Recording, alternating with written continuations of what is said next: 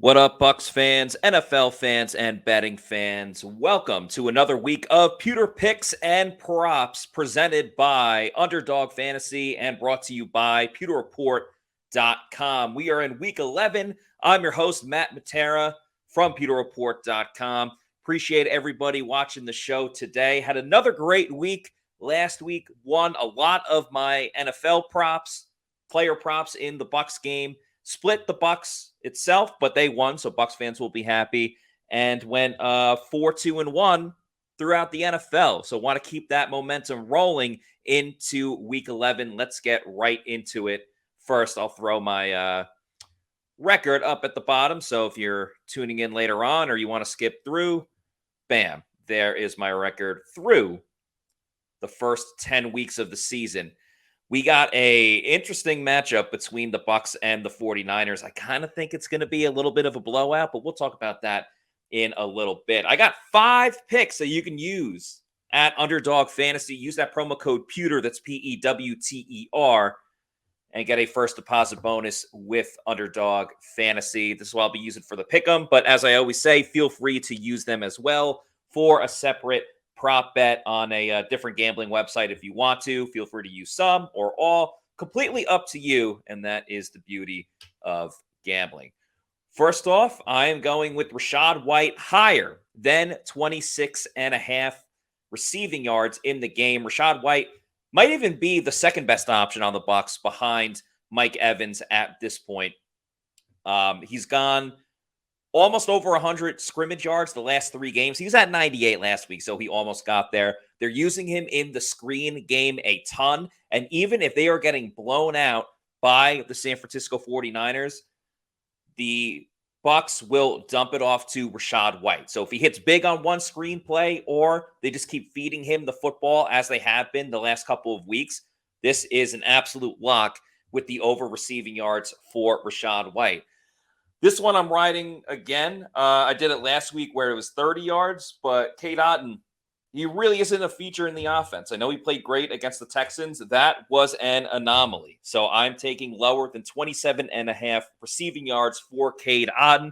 It's going to be a lot of Mike, Chris, and Rashad. I don't see Cade Otton getting involved really that much at all. So give me the lower on Cade Otton again for the second straight week in a row. On the 49ers side of things, I'm going higher than 8 tackles and assisted tackles for Dre Greenlaw. I love this linebacker group. I could have easily taken Fred Warner as well for San Francisco. Pretty much was a coin flip, and I went with Dre Greenlaw. Bucs are going to be stubborn running the football, even if it's not working. So that means a ton of tackling opportunities for Greenlaw. You heard me mention the screens. I think the Bucs will have a little bit of success, but for a majority of the time, those 2 linebackers are going to absolutely snuff it out. So Greenlaw higher than 8 tackles and assisted tackles. You can book that one. Going back to the Buccaneers, Baker Mayfield lower than 235.5 passing yards. Now, Baker's been slinging it pretty well over the past couple of weeks, but going up against better opponents, Baker has struggled heavily. He's overthrown some guys. He's letting the pass rush get to him. I'm talking specifically about that Eagles game and that Lions game, where the Bucs scored 11 against the Eagles and 6 against Detroit. Those are both home games. Now they are going to San Francisco, where it was terrible last season.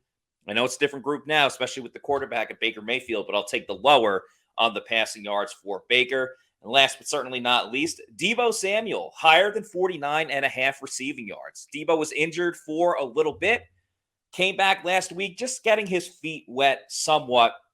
I think he'll be way more of a focal point of the 49ers offense this week. He's gone over that number in all of his games this season, except for last week against the Jaguars, and that was an absolute blowout.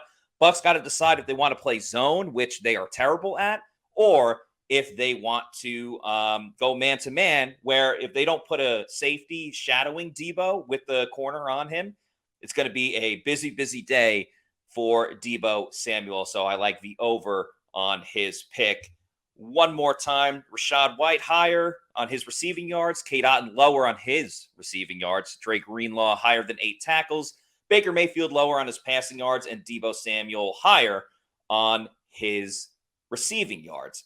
Moving on to the Bucs game itself, It's a very, very, very high spread, which made it a little bit tough for me to decipher this one. But quite honestly, I believe it is going to be a blowout again for the Buccaneers, pretty much because of everything that I said with Baker and this offense. They just don't put up points against good teams. 11 against the Eagles and 6 against Detroit. Why is that going to change going to San Francisco, which again, it was a house of horrors last season? I know 11 and a half points is a ton of points in really any NFL game, but the 49ers got back on track by smoking, and I mean absolutely smoking, the Jaguars last week. They are fully healthy. And when the 49ers are fully healthy, they're one of the toughest teams in the NFL to beat. I see this game being 28-10. So that gives the 49ers their 11 and a half points. As far as the over-under, I'm going under 41 and a half.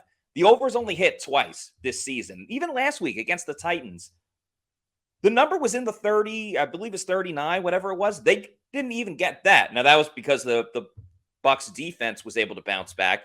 I think they'll play a little bit better than they did last year, but this is a type of offense that San Fran has that is a kryptonite to Todd Bowles. I see this game going 28-10. So give me the 49ers and the under in this game. I'll put that on the screen one more time because I got to tell you about the touchdowns as well. I got Rachaad White anytime touchdown at plus 179 and the 49ers fullback Kyle Juszczyk at plus 700. Rachaad White has scored 3 touchdowns in the last 2 games, so I'm going to roll with that.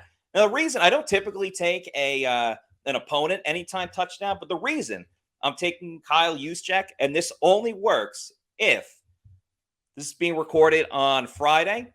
Kyle Juszczyk lives in this town, Massapequa, which happens to be my hometown. Shout out Massapequa, go Chiefs. They're playing for the Long Island Championship today at 4 o'clock against Syosset. So good luck to my Chiefs. If the Chiefs win, I think that's good juju for Kyle Juszczyk, who again lives in Massapequa, for him to score a touchdown. He scored a touchdown last week, and he scored a touchdown against the Bucs last season when these teams met up. So if Massapequa wins the Nassau County Championship, put a prop bet on Kyle Juszczyk to score a touchdown.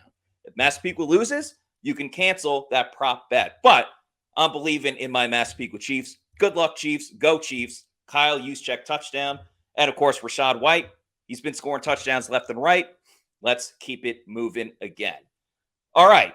My NFL picks of the week. Got a couple of them to get into. Starting out with the Steelers +1 over the Cleveland Browns. That game is in Cleveland. Browns obviously had some rough news with Deshaun Watson being out for the season. Is going to be an ugly, disgusting style of game, which kind of works well for both teams. With the Steelers, each week they seem to pull an absolute rabbit out of their hats. So because they're a 1-point underdog, maybe Kenny Pickett gets a little bit something going. Browns got to kind of regroup with a backup quarterback. I'll take the Steelers +1. Moving on, next I got the over in Chargers against Green Bay. Chargers offense, I think, obviously they were fantastic last week against the Lions in an absolute shootout of a game. I think their offense will still be absolutely humming. And on the flip side of it, the Packers defense isn't that great. So, and the Chargers defense is pretty terrible too, even though they got some big names over there with Bosa and Khalil Mack and Derwin James. So, because of that, I'm taking the over of 44. Chargers offense is going to lead the way with that pick. I got the under in Giants versus Commanders. Shout out Tommy DeVito. How you doing?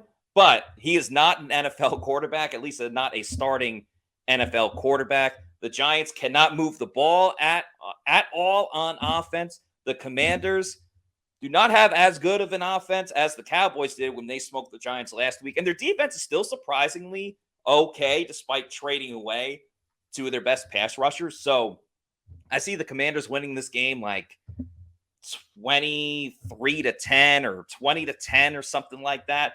Going to be very low scoring. I'd be surprised if the Giants scored more than 10 points in this game. And the Giants defense has a little bit of pride where they're not going to get absolutely smoked for the second week in a row.